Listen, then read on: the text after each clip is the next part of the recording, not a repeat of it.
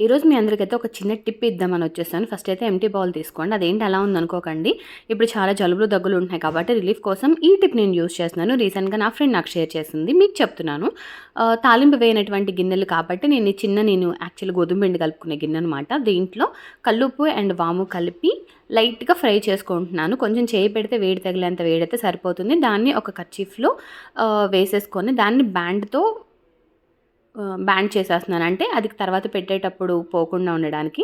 ఇప్పుడు దీన్నైతే నేను చెస్ట్ మీద లైట్ వేడిగా ఉంటుందండి. డైరెక్ట్ షర్ట్ మీద పెడుతున్నాను. డైరెక్ట్ పెట్టకుండా బాబు కాబట్టి. కొంచెం వేడి తగ్గిన తర్వాత డైరెక్ట్ స్కిన్ కూడా పెట్టుకోవచ్చు. చెవుల కింద, బుగ్గలకి, ముక్కుకి, నుదురుకి అంతా పెట్టుకోవచ్చు. మీరు కూడా ట్రై చేయండి. ప్రస్తుతానికైతే షర్ట్ మీద చెస్ట్‌కి అండ్ బ్యాక్ కూడా నేను అప్లై చేయడం జరుగుతుంది. పెద్దవాళ్ళు కూడా పెట్టుకోవచ్చండి. చాలా చాలా చాలా రిలీఫ్‌గా ఉంది. డెఫినెట్‌గా ట్రై చేసి ఎలా ఉందో నాతో కామెంట్ చేయండి.